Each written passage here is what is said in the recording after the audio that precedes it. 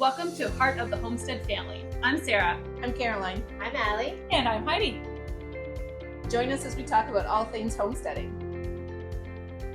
So all that good stuff is coming out of the gardens, which includes lots of berries and great fruits and even veggies to add to your summer drinks, even herbs too. Yeah. You could be adding to make your own beverages. No need to go out and buy the grocery store juices when you've got stuff in your backyard or you're buying locally. So let's talk about some of your go-to refreshing drinks for the summer.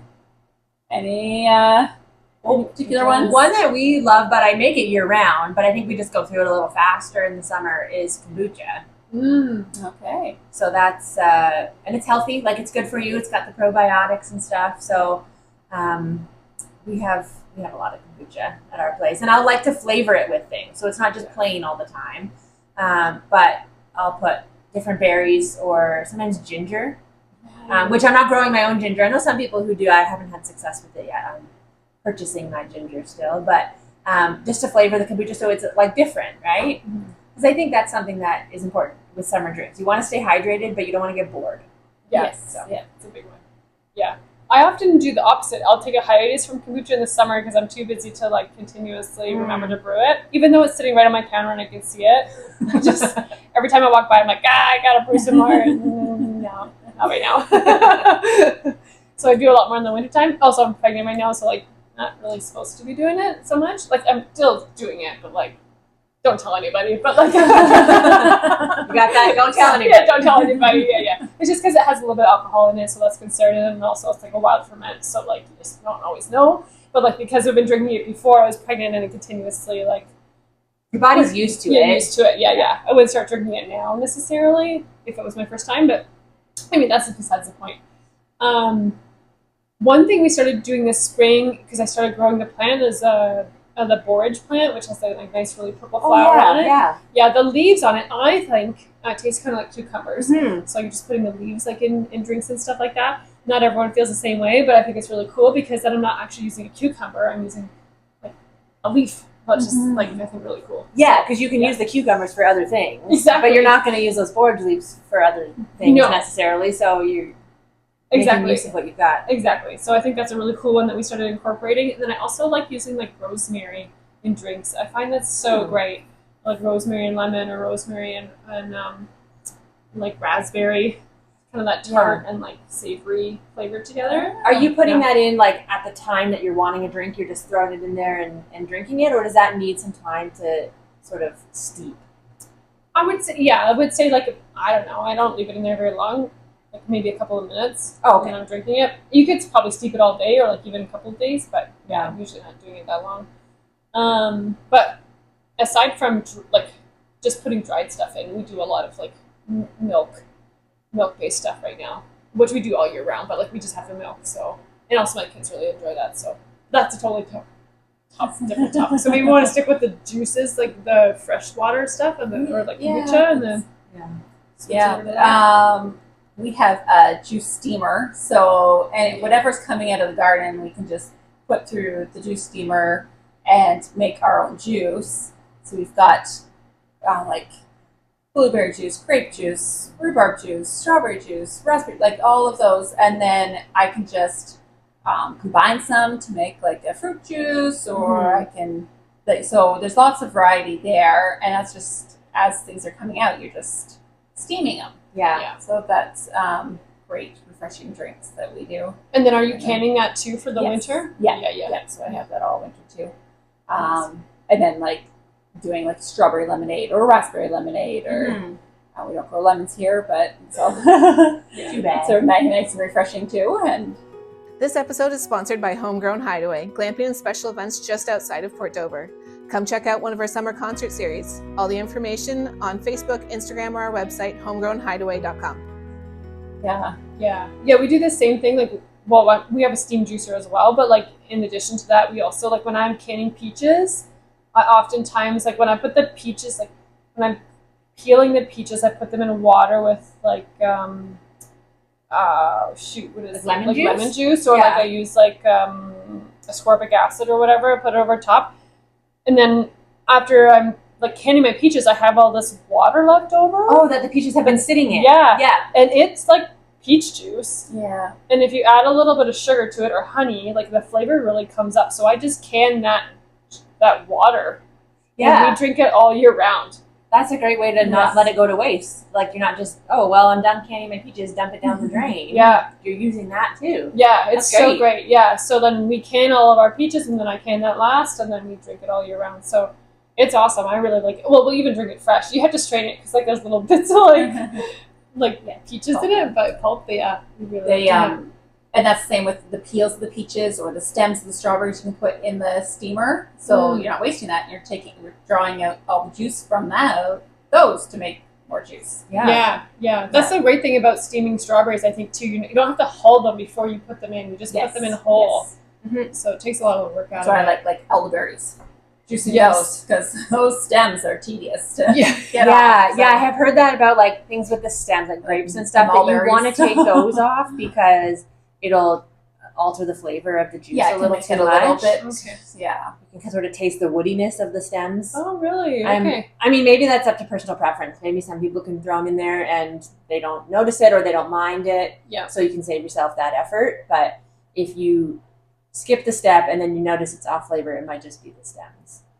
Oh, interesting. Okay, I'll have to do it side I- by side. Yeah, I've never tried it with the stems. I heard that and I thought, well, I don't want to waste my time. So waste my time making a product that I then don't like. So I did put the effort to take all the little elderberries off the stem before I made my juice. Yeah. Right. But same with grapes, you're saying too. Like even not. I do, Yeah, I do yeah. take them off, but maybe I'm just not ready to take the risk. It's just seems so tedious. It to, is. Like, yeah. It definitely is tedious. Yeah.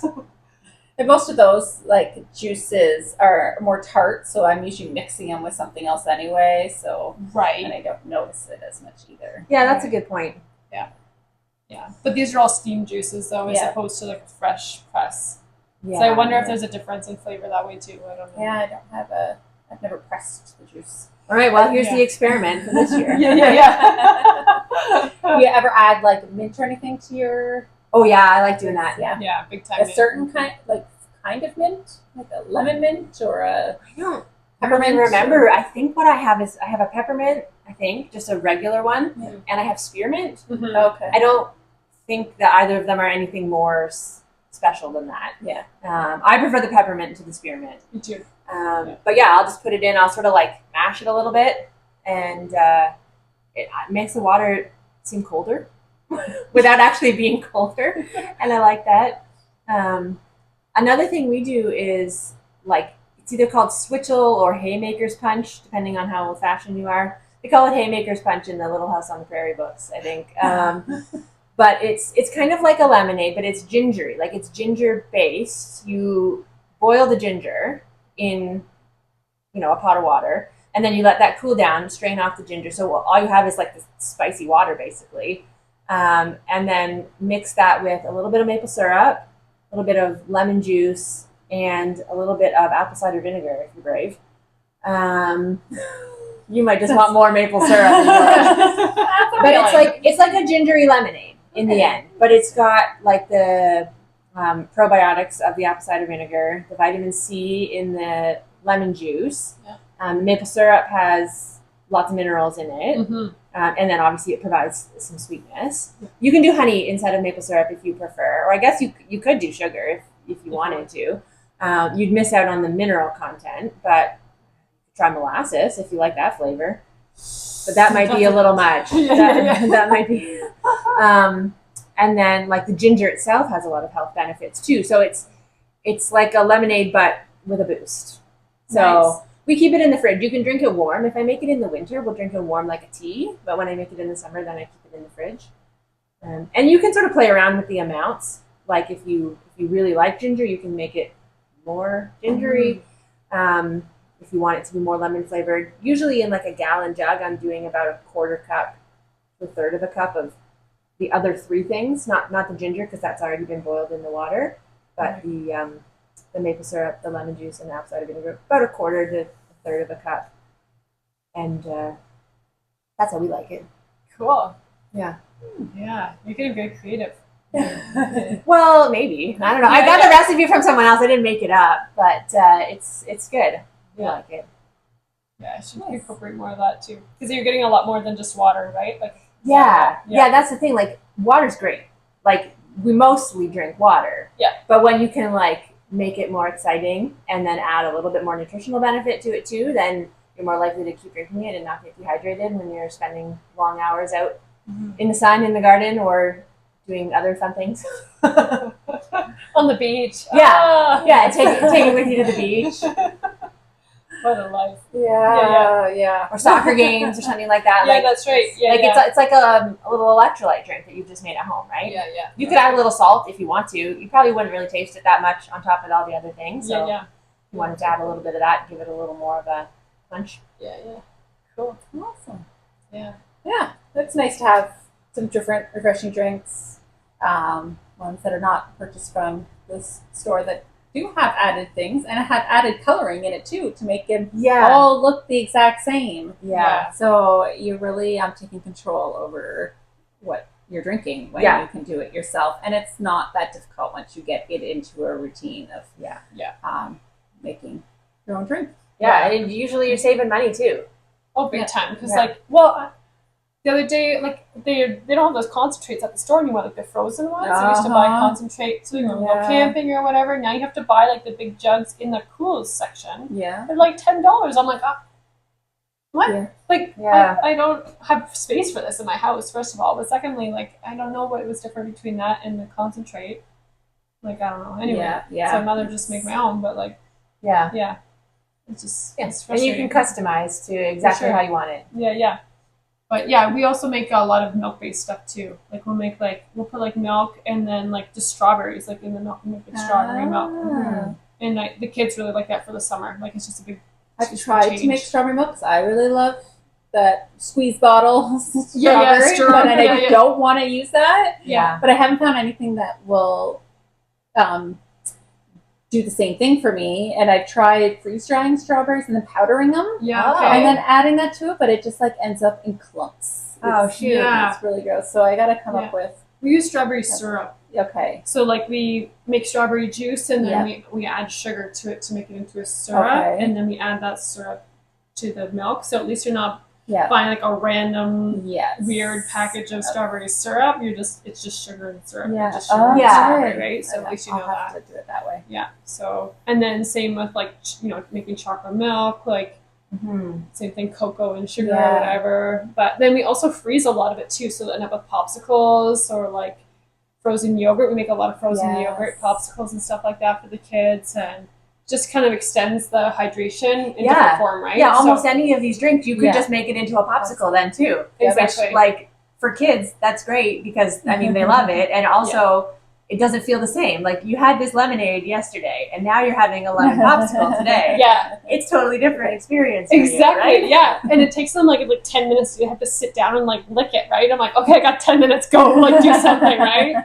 So then, like, I sit outside, and then all the drippings just go on to the grass or whatever. Popsicles are an outside thing. You go out there and put on your popsicle. Exactly. And just hose them off, and then you're good. But, like, so otherwise, because they just put the straw in, they just suck it back, like. They're done in 20 seconds. And you're like, oh, rats. No, there's a good pointer for all of you with children. Freeze their drinks. Keep them entertained. It keeps them entertained longer.